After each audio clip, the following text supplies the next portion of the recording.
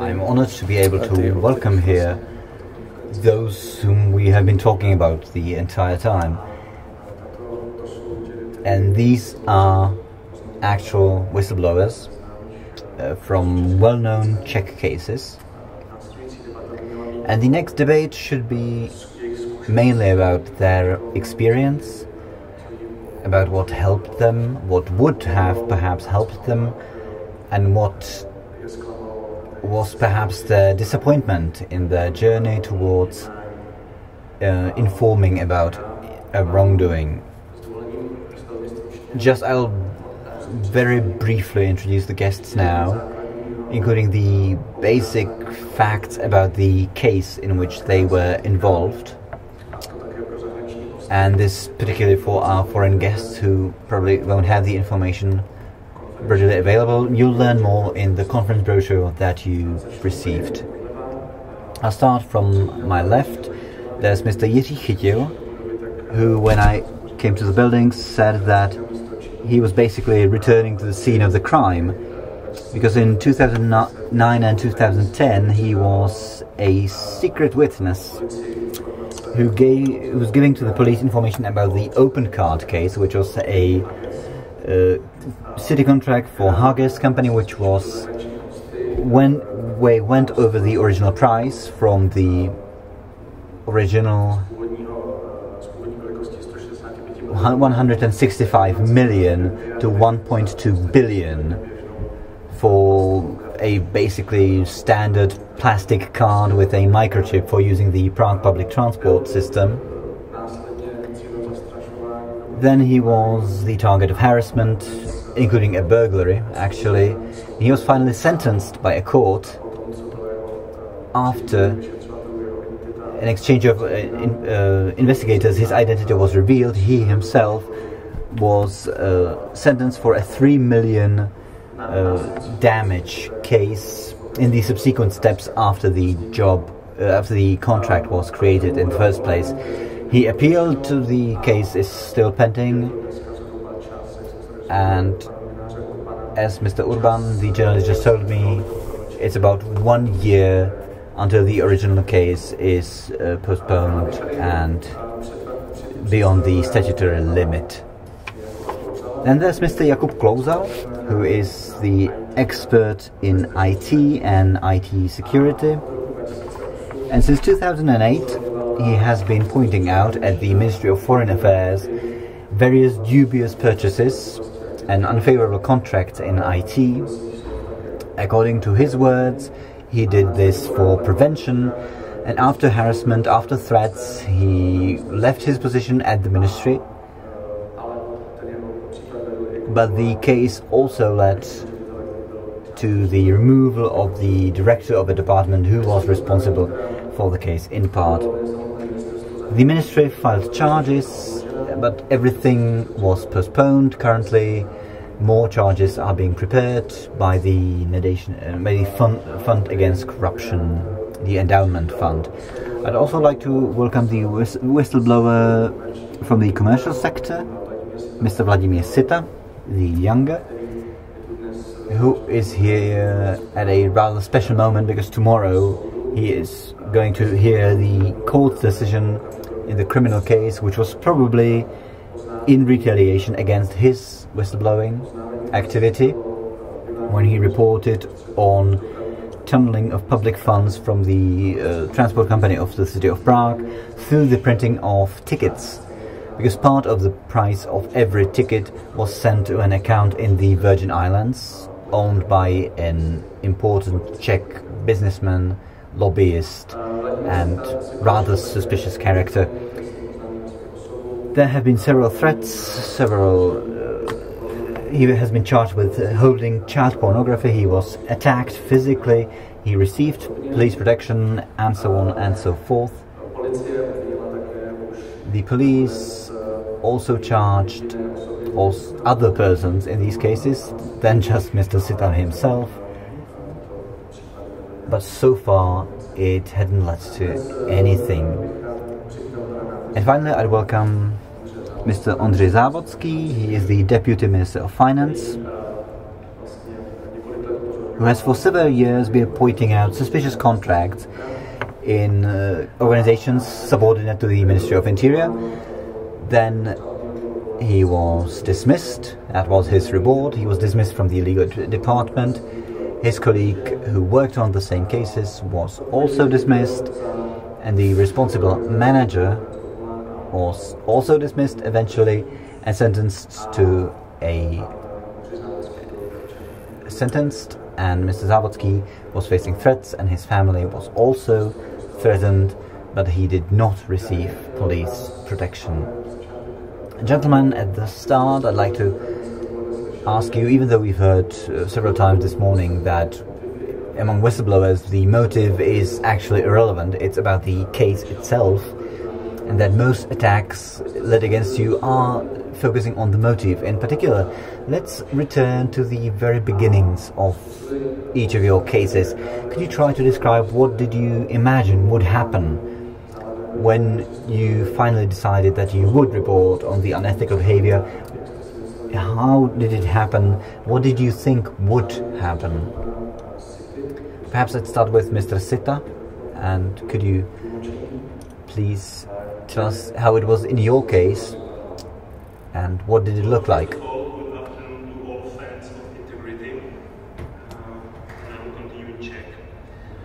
Zaprvé bych chtěl poděkovat všem fanouškům Integrity. I basically had just one motivation. When I found out that there could be something very unusual going on in the ticket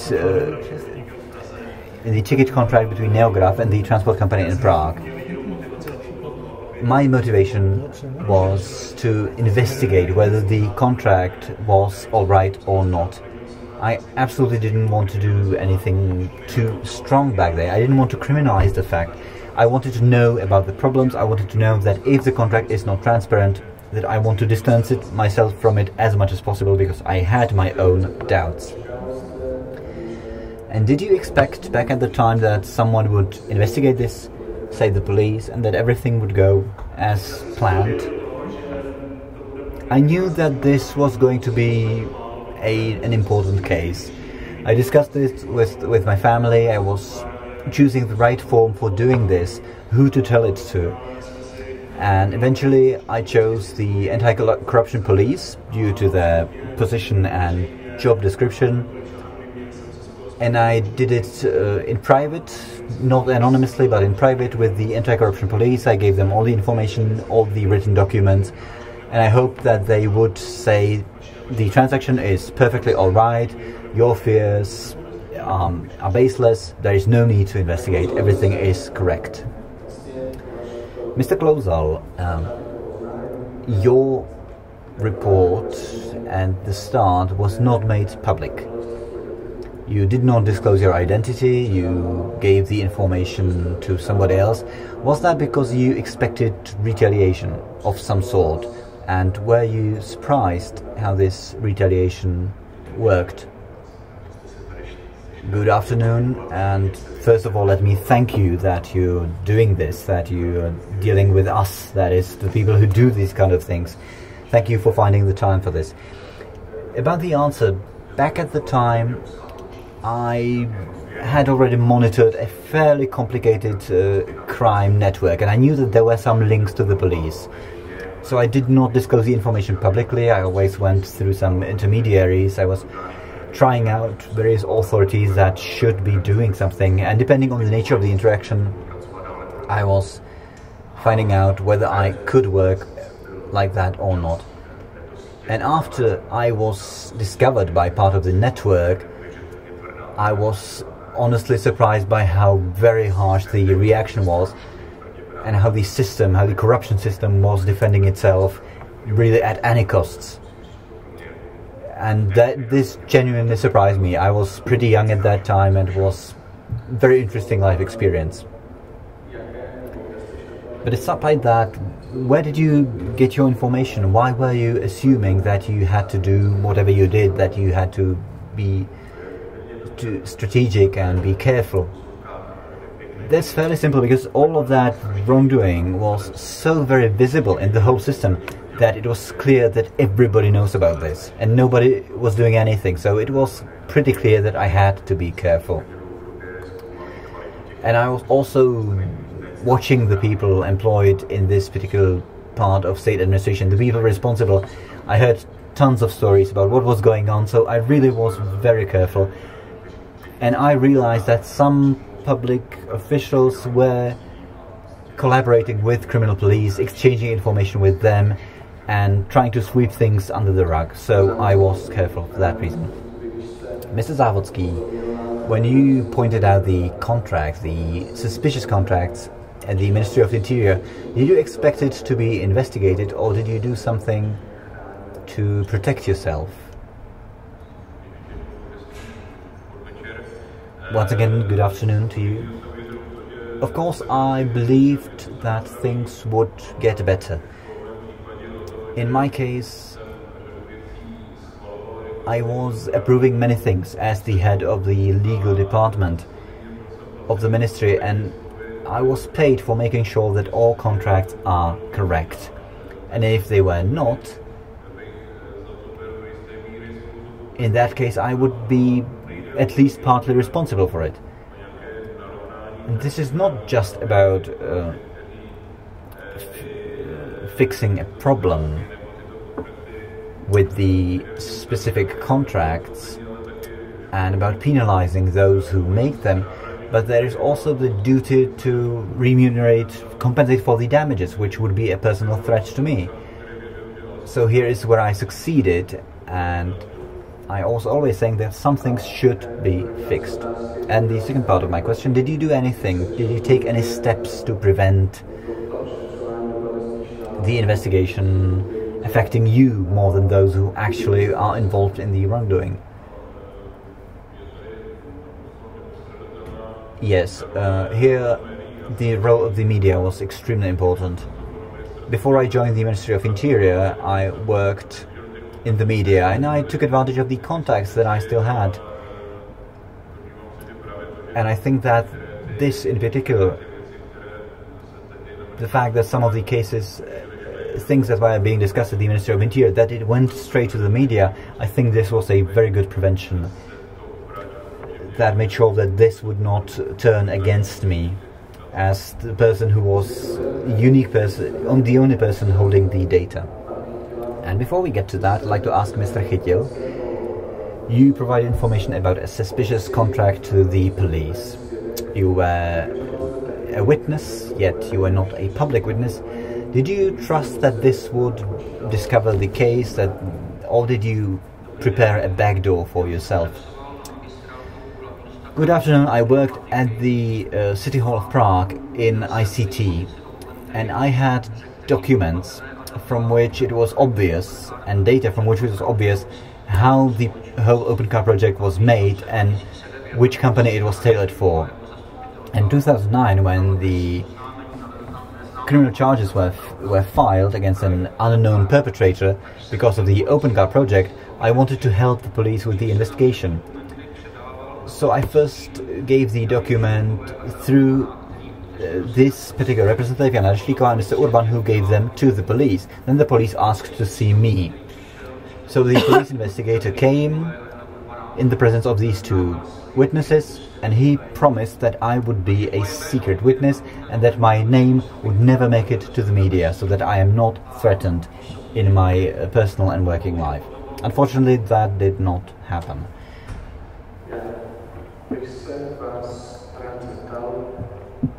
I'd like to ask, in this debate, what could help whistleblowers? That's the main topic here, but before we get to that, what was the most difficult moment when you were making your reports? Perhaps I'd start with you, Mr. Chytil, again. When did you first think that this really couldn't get any worse? Well, for me, the bad moment was when I was trying to help the police. I helped the police analyze the data that it secured here at the City Hall. Then the situation changed and the charges turned against me. Another moment that was very difficult for me personally was when someone visited my apartment twice, opened, locked the door, took away my external hard drives where I had data about the open card case. And the doors were locked. The second time it happened after I moved to another place. They again visited my apartment and deliberately left tracks there, so I knew they were there. They wanted to show me that they know absolutely everything. You, Mr. Sita, of course I'll remind you that you can now, of course, give your questions to me, because we'll be asking them as we go along. When we talked before this debate, you mentioned that the public sees you mostly through the prism of those charges against you. Is this the hardest part of it, or was there another moment that perhaps was more difficult? This is something I've been thinking on the entire time. I'm constantly thinking about what did I do wrong and what could I have done better. And I asked many policemen and many people from the public prosecutor's office. I still don't know what I should have done better, what I should have done differently. The most difficult moments for me, I was helping the anti-corruption police investigate the case, which turned out to be much greater than I originally thought, even though the modus operandi was pretty much the same throughout the entire case. I helped them as an insider. I was the judicial expert in crime. I was dealing with forgeries. But the media called me a thief, called me a liar, then I was fired from my job. Before that, on my last day at work, I was attacked by the attorneys of Mr. Rittig in my own office. After that, I received the charges filed against me. Recently, I had to explain whether I was a pedophile or not, whether I was distributing child pornography or not. The police was asking me whether I wanted to murder someone from the transport company or not. The financial authority in Prague 5 was after me, because that's where Mr. Rittig has all of his companies registered. But the most important thing was the unprecedented intervention of the state prosecutor, Dr. Machova, who was behind her legal opinion, hiding behind her legal opinion, to make a mistake, or supposed mistake, and allowed my father to be voted against in a general board, and the shares of our company were taken away from us illegally. I think that was a very hard moment. I think this was a perfect answer. I don't think you need to pick which of these was worse, because it's pretty difficult to say. Now I'd ask Mr. Klauser, and perhaps I'd reformulate that, because I received a question here. What was your greatest fear? What were you most afraid of when you were disclosing the information? What was the worst thing that you expected would happen? My worst situation was when I've learned that my identity was disclosed and that they might be willing to kill me. I realized, what about my family? What about my mom? This was really a dreadful thing. I think it really couldn't get any worse than that. This was horrible, truly horrifying. And Mr. Závodský, I think you're the only one who actively went to the media with the information. You collaborated with the media. Could you tell us what helped you with that? Was there something that perhaps did not work in your communication with the journalists? I didn't go straight out to the media, in fact. With my colleague, Mr. Kratochvíl, we're trying to follow the typical procedure, because in the hierarchy of the Ministry of Interior, from the head of the sub-organization through deputies all the way to the minister, who was Mr. Jon at the time, we were trying to follow the principles and rules, and only when we were disappointed that the thing was not being handled at all, the information was filtered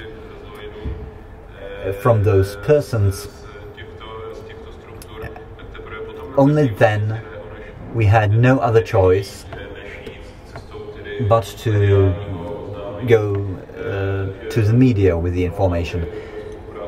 So my collaboration with the media, I think it was really excellent, and thanks to that the public heard about the case, that something like that was happening, and I believe that this was what led the police to a more successful approach. And one more question perhaps, this collaboration with the media, was it in some way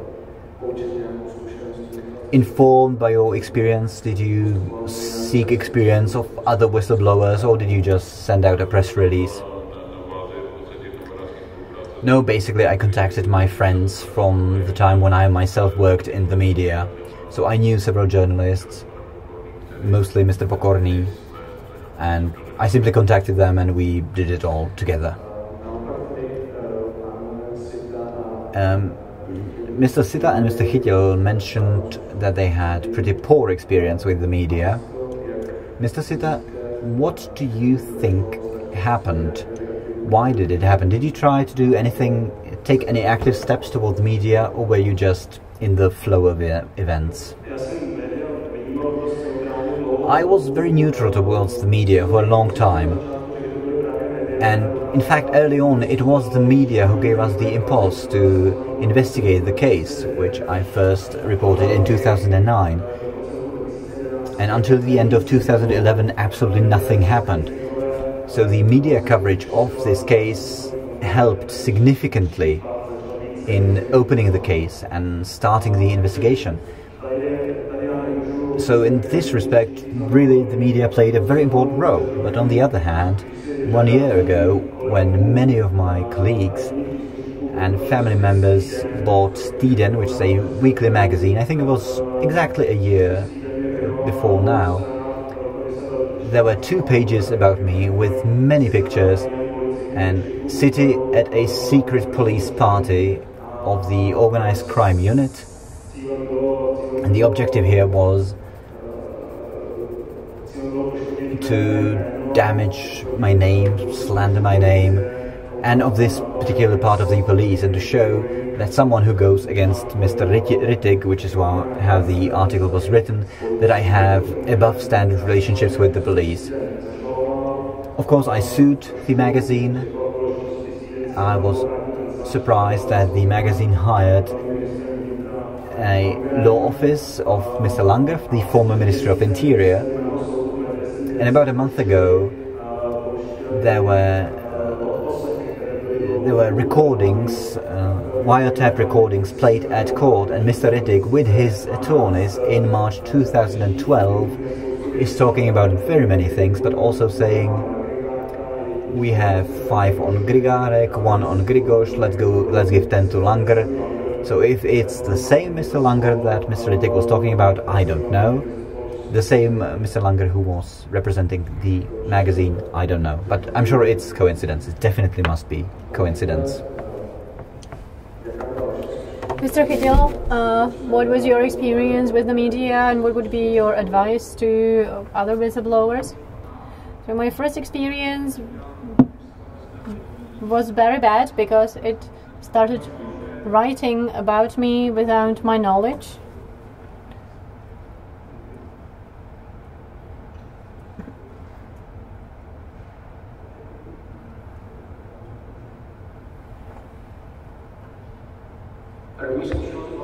So once again, my first experience was very bad, very negative. The media started writing about me. I lost my job immediately, working here at the City Hall of the City of Prague. So immediately after the information about my name was leaked, for example, Dr. Hanna Marvanova set up an interview with the journalist, so then the experience was much more positive. So is there an advice? So is it to use an intermediary to communicate with the media, maybe? Yes, that's what I would say. Yeah, so I answered my own question. So are there any other important people that you would like to mention for their support or help? I can't really allow you to thank everybody. You all received an award of the Endowment Fund Against Corruption. So just name a few people who supported you the most and tell us how they supported you. I'm really glad for this question. Over there's Mr. Janeček, who founded this Endowment Fund Against Corruption. It was the only institution back then in the Czech Republic where I could turn. So definitely to the Endowment Fund Against Corruption, they deserve great thanks. And I can't really name all of the people there. So if you want to inform about anything, you really can turn to them. It's a very safe recipient. So even though it ends badly, even though it could end badly in the end, you have you can be sure that everything has been done to be investigated. And also I would like to thank to all the platforms, all the NGOs, that they focus on whistleblowing, because probably that's the only way to solve the situation and put pressure on the state administration. You mentioned that you said that if somebody would like to inform or be a snitch, that's what you said.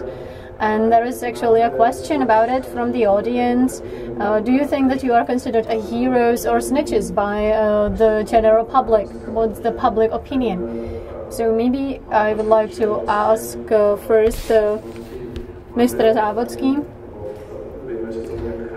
because now he looks into how whistleblowers could be protected in the Czech Republic. So do you think it's important to change the public image of whistleblowers?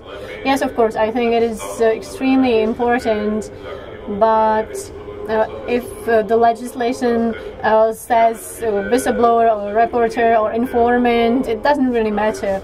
What matters, and here I go back to the media and how media report about these cases. So what's most important is to really show that our motive is to improve the situation, to improve the management of public funds. And we really need the public to understand why we do it, that it's not on our part any kind of retaliation, but it's for a higher principle. We want to listen to our conscience, and Jakub mentioned it already. I don't think we are snitches, but I don't think it matters how we call it. What matters is what our motives are and why we do it. Mr. Kozal, you also mentioned that it is a very financially demanding activity to be a whistleblower. And this question goes to everybody. How has it changed your life? How much energy, how much money, how many friends did you have to sacrifice to really make a difference and make somebody act on your reports? Well, yeah, I had to start living a very modest life. I invested a lot of time, 700,000 Czech crowns. And of course, I wanted to do what is right. I also wanted to make sure that I won't end up in jail. So it really was a very expensive thing to do. Well, you answered this already, but what else do you need to invest to clear your name and to really make sure the report is acted on? Of course, it requires a lot of work. You live under great stress and mental strain. You are still thinking about those problems you are experiencing, so you really need to be mentally very strong, and you really need to take a break from it from time to time, otherwise you could go mad. And this repeats time and time again during the whole time. You probably lose some friends, but it rather shows you that they were not actual friends, so the good friends, they stay. And what it brings. It tests your character, it tests your mental abilities and your strength. Mr. Sita, where did you get energy and mental strength from? Because it was a real battle. You lost your family business, and what helped you to get over it?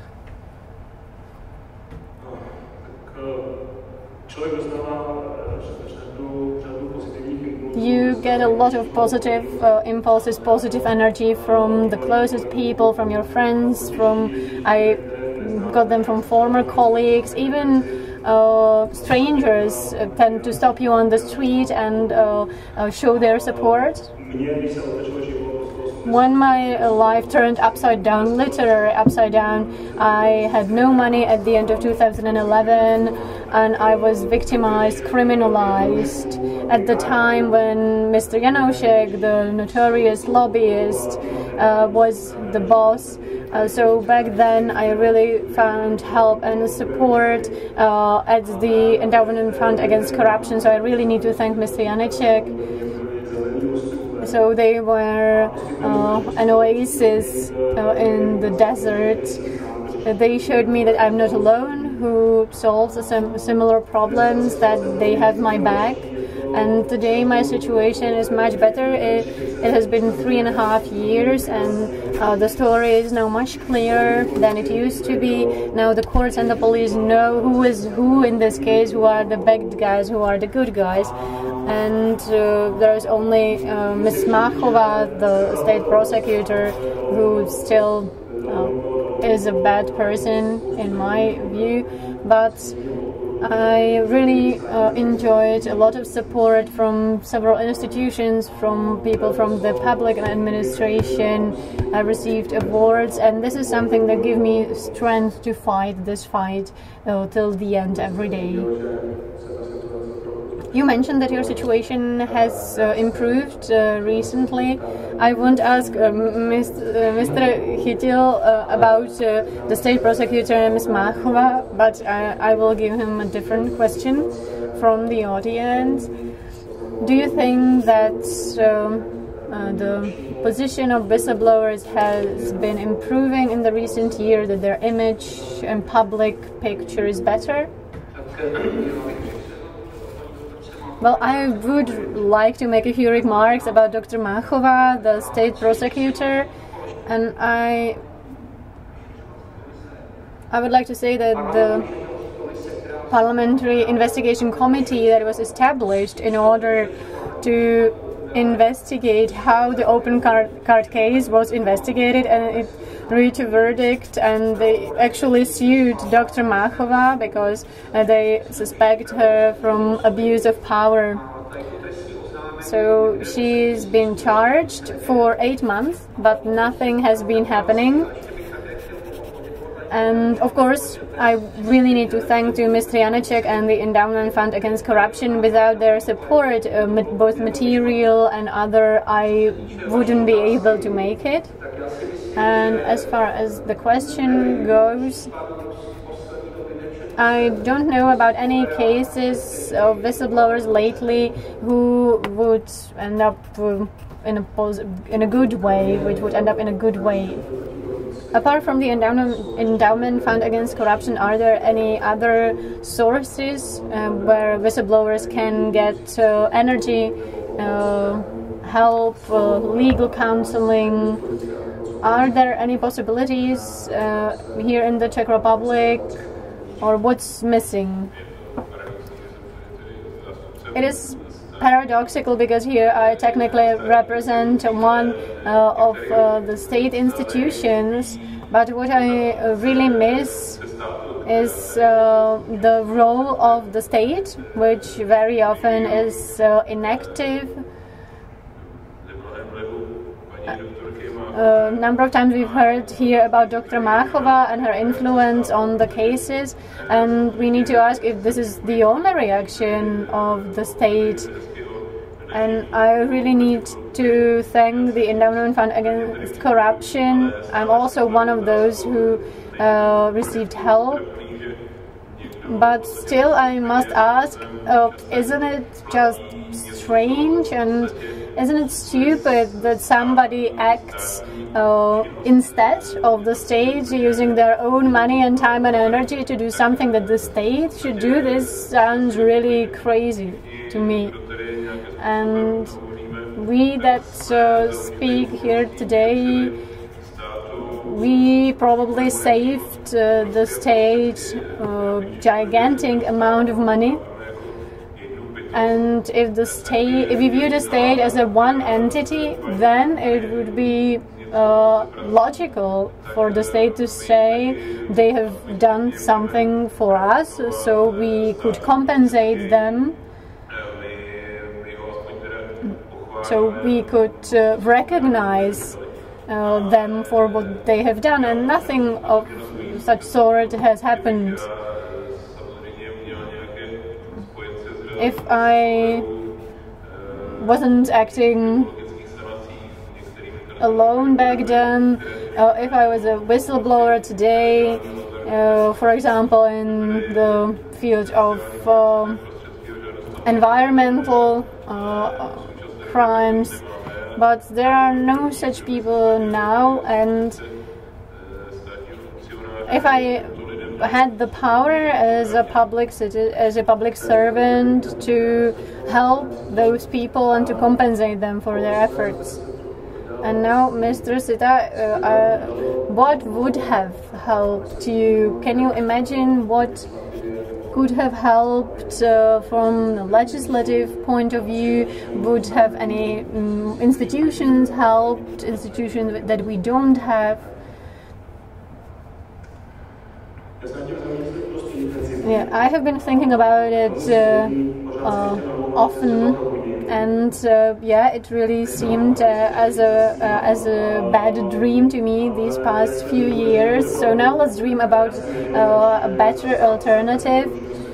I definitely think that we need to have a unit to fight against corruption, which is filled with trustworthy people who have experience and have proven again and again that they can be trusted, and to have such a unit and to offer supervision and help to whistleblowers, because every action has a reaction, and in these cases reaction or retaliation comes very quickly. So they start to look for anything that they could use to criminalize or victimize the person. If they cannot find anything, then they fabricate it. So if there was an institution that would provide supervision, mentoring, to really assess the person, the motivations, to really assess if such a person, the whistleblower, I mean, is to be trusted, whether the victimization is founded or not. So it would be great to have more specific people, more people in the state prosecutor's office that could be trusted and that I could turn to and to rely on to work with me on the case. Mr. Klosal, you mentioned that right now you are working with people who are thinking about reporting wrongdoings, or who have already reported wrongdoings. So what would have helped, or what would help these people? Have you been following the debate maybe today about the tools that can help whistleblowers? What would you recommend? Yeah. For the second time I've been a whistleblower, so now I have a new job again, so I couldn't be here for the whole day and for the debate. And about my recommendations, the cases are very different of the individual whistleblowers. My recommendation is to have an intermediary. Don't do it alone. Somebody who will protect you, from being uncovered and your identity being uncovered. And I can definitely refer you to the Endowment Fund Against Corruption. And also it's great to have somebody who can help you from the psychological suicide. We don't have many whistleblowers. There are 2-3 people a year, but some people won't even report what they know because they are already under such amount of stress that they can't imagine putting themselves in the danger. And I have met a person who has been fighting for a long time, but it broke him and it no longer was viable for him to report anything, because now his fight is about not committing suicide and surviving it. So the recommendation is try to find somebody who can help you, somebody like I am, somebody as the endowment fund. It needs to be someone who knows what they're doing, and this has definitely improved. A few years ago there was nobody. Mr. Chytil, after your experience, what would you have done differently? When I decided to do it at the end of 2009, I was very naive. I believed to the anti-corruption police, and I was gravely disappointed. My experience is a negative one, so now I know more.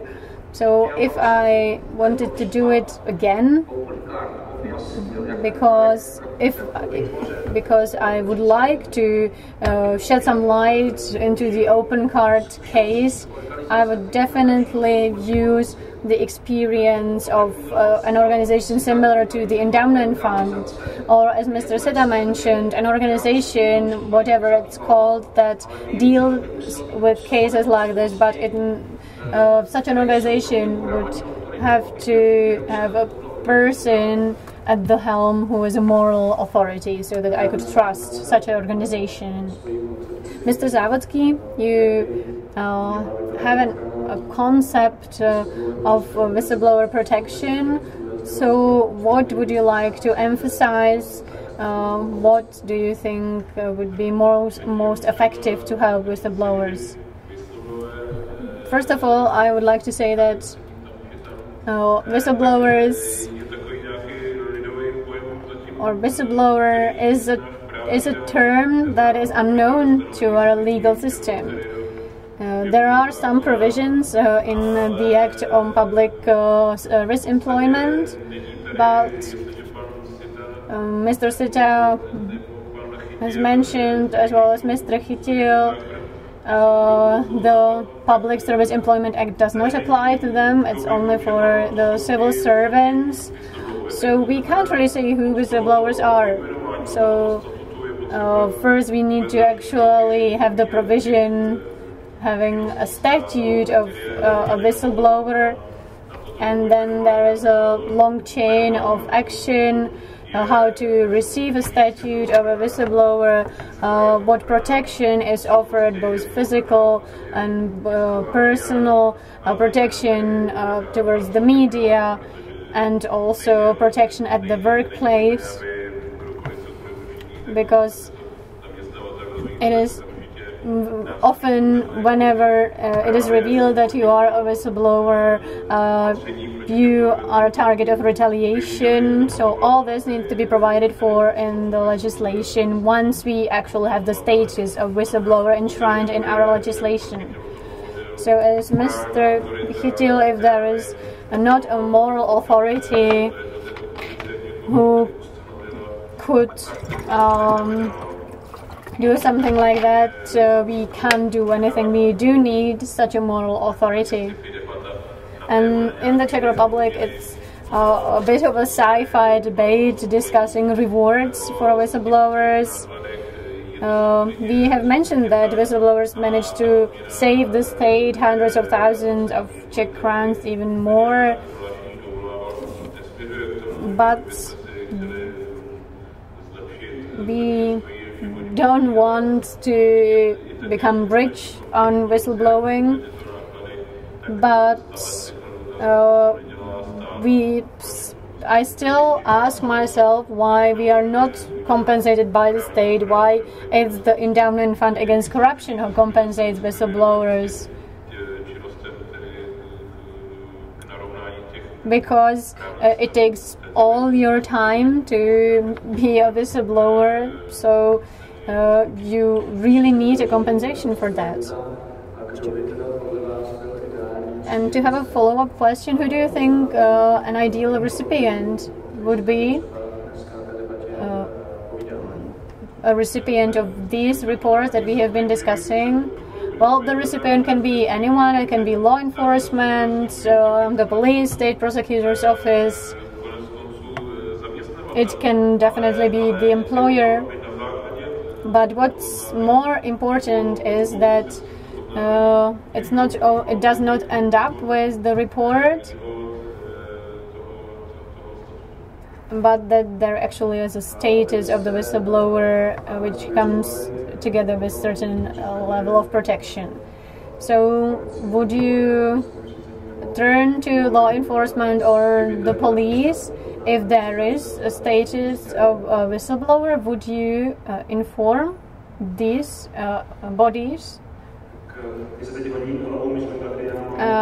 I've been thinking now about trusting the police, because one unit of the police provides protection to my family, my wife and my daughter after I was attacked in my own office.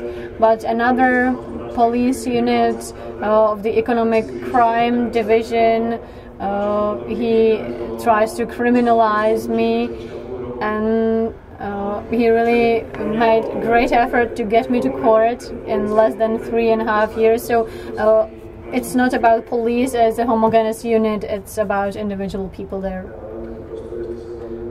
And you smiled at my question and at this answer. If I was to approach somebody and it wasn't the endowment fund, but somebody from the state administration, definitely it would have to be a respected person with great moral integrity, who I know can be trusted. So if there is a unit within law enforcement that does have moral integrity and credibility, I would be afraid that it's a trap and that my report would be fruitless. I definitely agree with Mr. Klosal that such a unit would have to first prove that they can actually protect whistleblowers and that it's worth it to be a whistleblower, and that they really act on the report and really take the investigation to the very end. For example, if Mr. Urban was there, I would talk to him, but I can't really rely on his co-workers. So that's an example. Could you react, Mr. Závodný? We have heard that it will take time to build the trust, and it very much depends on specific figures within the state administration. Well, I really don't know how to solve this situation, and I do agree with my colleagues here. Well, legislation that motivates and protects is one thing, but it's only a tool. And if the tool falls into wrong hands, some people at the state prosecutor's office who don't really want to act on any reports. So it's not only the law, it's always the people who implement it. And we need to work on good legislation, providing good tools, and also educating people and getting good, reliable, trustworthy people into state administration. But if I understand it correctly, you think that the first realistic step towards effective whistleblower protection is to have the status of a whistleblower. Yes. First, we need to have this category of a whistleblower, and only then we can come up with additional provisions about protecting such a person. There is a question from the audience. It is a sensitive one. we were discussing your life stories, but not necessarily stories of people close to you, your families. So the question is what the reaction of your families was that you want to become a whistleblower and report on wrongdoings. So it's up to you if you want to comment on it, on the effect it had on your family. When Jana Ryšlingová brought charges against Open Card, I wanted to help the anti-corruption police with their investigation. I wanted to, but I didn't know how, so I confided into my brother, and he mentioned that a colleague of his knows Dr. Kalvoda, a lawyer, and he brought me to Mr. Urban, so that's how it started. Well, I didn't consult with my family. I did it purely on my own. It was a bit impulsive, and since then, well, they don't really face any real problems. And I have mentioned this. I have discussed it with my father and with my wife, and they supported me as well as they could. Well, the result is that my father has also been sued, and he lost the company that he established with his father. And my mother experienced it's at the worst. She lives in a small village, and getting questions such as, is your son a thief, is your son a pedophile, it's very difficult to answer that. And I was asking investigators to urge the court to reach the verdict as soon as possible. It's been 3.5 years, and for some reason it's been taking a long time, and it really is in the interest of my opponents to prolong the proceedings.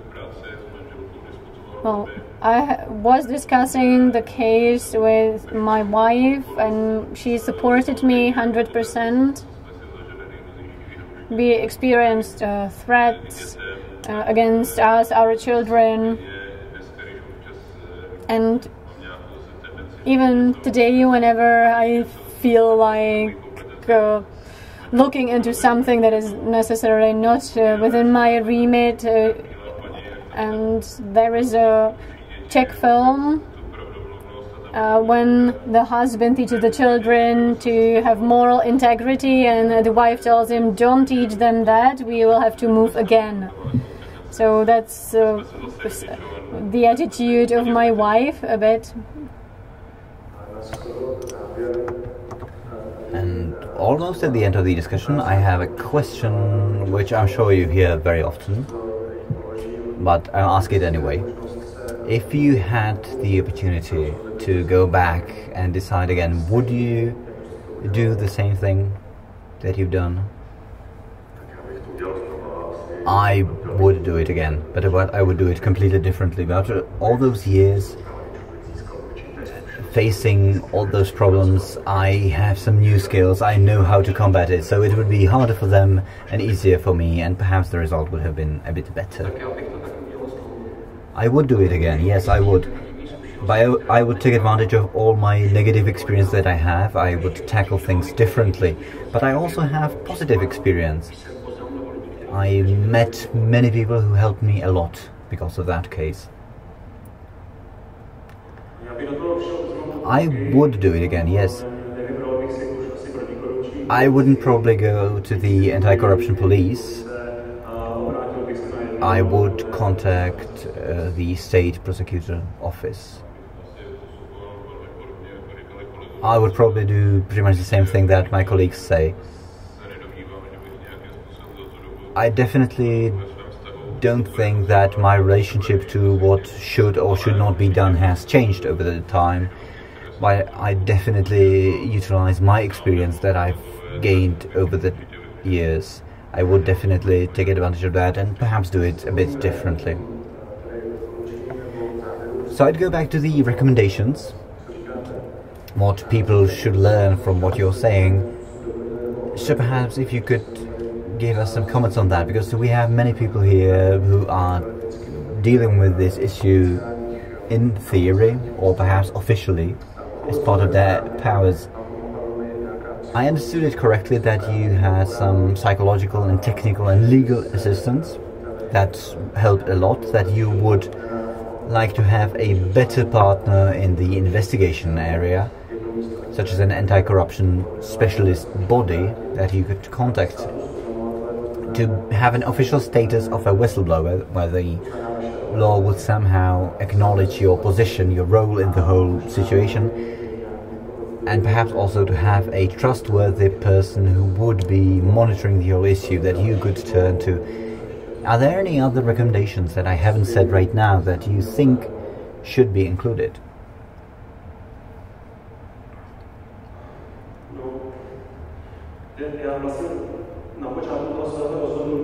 At the start of my decision, I first of all went to protect public money. It was money of the capital city of Prague, which I thought was sent illegally through the transport company to the Virgin Islands. And this turned out to be really the case. I never dreamt, I never even thought, or otherwise. I knew that if I did this, I would have conflict with the top management of the transport company, perhaps with the city hall, but I never thought that my greatest enemy would not be the top management of the public company, even though they did their part through Mr. Dvorak, but that my greatest enemy is the state. Specific policeman, a specific state prosecutor. And today my situation is such that I really don't know if, or the public doesn't know if I'm a pedophile or not, if I'm going to murder someone from the public transport company or not. As I said, I would go to specific people. And after a couple of years, when the suspicious, shady lobbyists are now gone, we do have people that we can trust. So you see some hope. You think that things are improving. Yes, undoubtedly so, yes.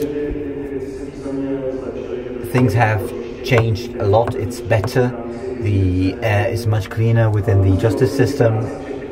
And all the policemen who did a brave job, I really have to commend them, because they worked despite their superiors, and there were many really brave people.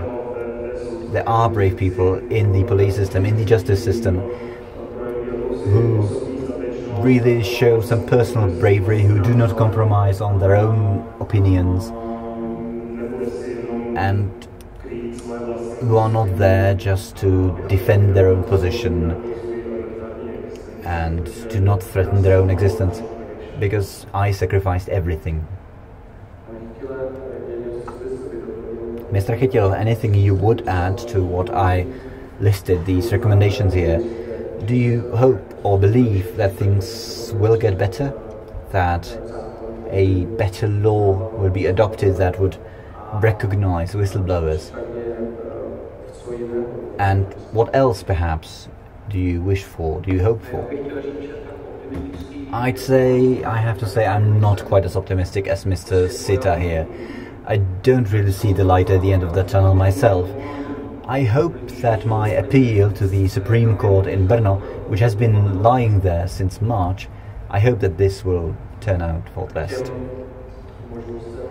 And about the options of protection, Mr. Závodský mentioned that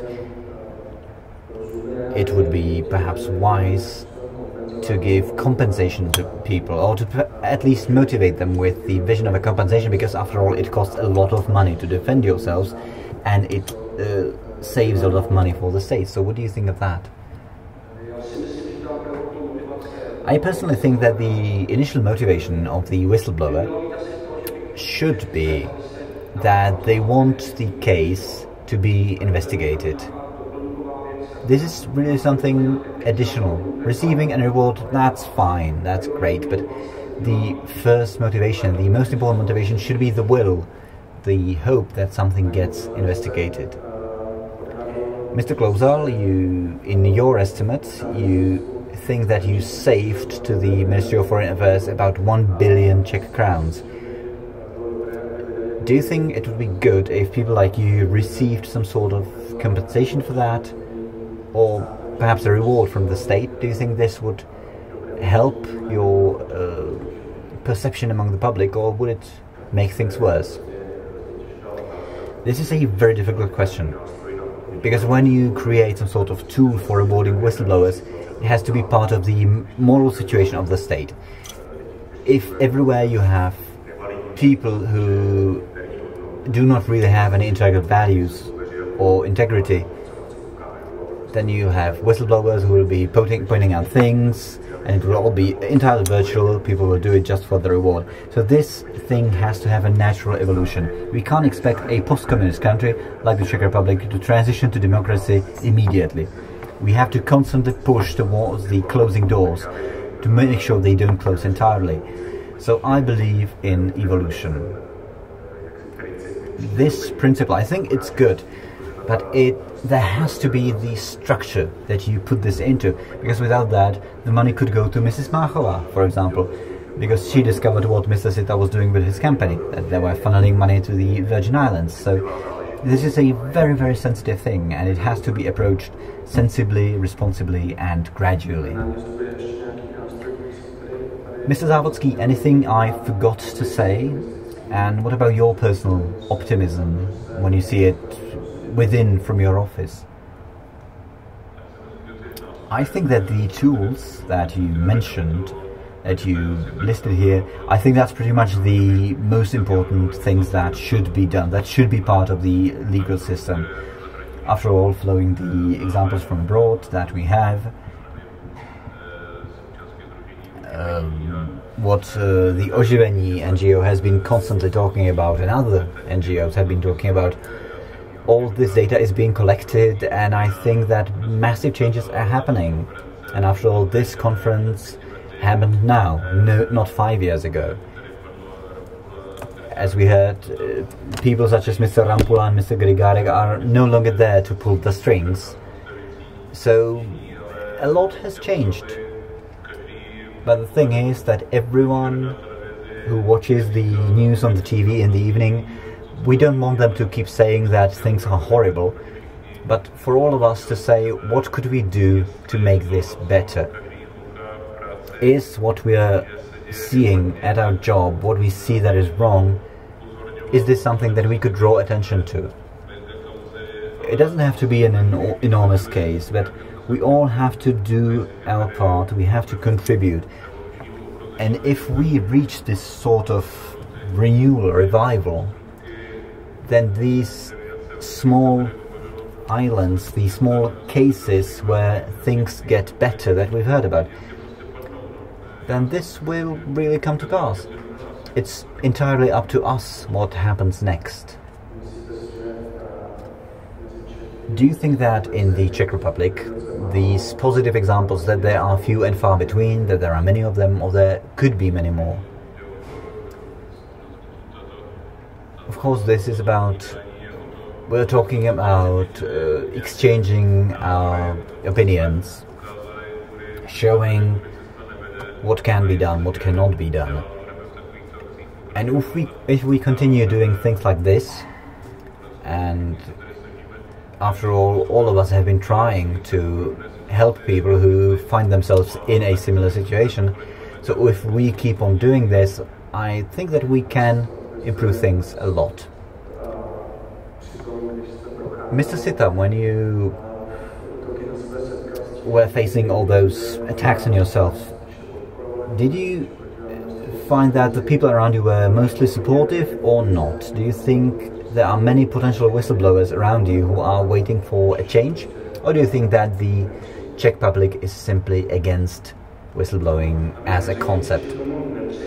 No, I wouldn't say that. I think the Czech public is waiting, because there is a very thin line between being a hero and being a complete idiot. I consider myself a complete idiot, I still do, because of what I've done, because of what I've uncovered. People around me, of course, knew me before before the actual act of whistleblowing and afterwards, this doesn't make you a better person or a worse person. You are still the same. So the support of people around me was there exactly the same as it used to be. New people were added to it and they responded positively, which was great. I think that besides the representatives of the state, I did not encounter anyone who would be washing their hands off me. And working in a American company, I went through many screenings, many background checks, and the company does not think that I'm dangerous to them. Really, all that I need is the state not to try to paint me as a pedophile, which these charges took a few days to investigate and of course turned out to be false. And it would be great if specific people from the state prosecutor office did not use tricks to remove me from my family company. Going back to your situation, you see that there are more and more people like this. What kind of people are they, these whistleblowers? I wouldn't really say that there are so many more of them. I think the rate of new whistleblowers is about the same. And these are people just like each of us, very naive, because they think that it all ends up well, because this really isn't possible. So I'm trying to prepare these people for contact with reality. I can see that there are more activities, grassroots activities. There are, of course, organizations such as iveni, whom I have to thank. I think that they are organizing this themselves, so I'm not forgetting anyone, because I have to thank them, because this is a great thing that they're doing. But on the other hand, and here I disagree with Mr. Sita, that from the above, on the level of the state, perhaps not the judicial system, I think that the state really is getting worse. I think this level is getting worse, but that's probably beyond the scope of your question. But feel free to go on, we still have some time. Well, if you want, I have quite a lot of information from state administration and what's going on there. I have it from journalists, I have it from friends who are there, and I think that the situation among politicians is starting to become a lot worse than it used to be a few years ago, and that people in the Senate and in the Chamber of Deputies who are really genuinely nice people, you could count them on the fingers of one hand, perhaps two hands, but that's pretty much it. The rest of them are not thieves, they're not morally wrong, but they are simply incompetent. They are unable to defend the interests of the state. And lately I find that the Chamber of Deputies has stopped working entirely. It just doesn't do its job properly. Give me an example of one act adopted in the last 2 years that would be really good for this country. I don't think you have one. Well, the Deputy Minister disagrees. I think that we did adopt some good laws, such as the one about gambling. Yes, I forgot about that one. Mr. Klosar was talking about the Chamber of Deputies of the Parliament, and yes, the investigatory committee that was handling the open car case, its final report I think is very good. I have to admit that. And the committee was created because my brother was sending emails to the Chamber of Deputies, specifically to MP Chernochova from the Security Committee. Then I got them myself with Mr. Urban. We said what it was about, and then the commission was created. So I do respect this commission. I really do. Thank you very much for that. I'd like to thank all the members of the panel for this fantastic debate. I really think it's very important to talk about these things, even though it's 1,000th time that you've been saying this, because people say that you can't transfer experience, but really we do not have anything better than is your personal experience. So thank you very much to all of you that you found the time to be here. Good luck, lots of success in the future of your cases. And thank all of you for the patience, thank all of you for coming here to this debate.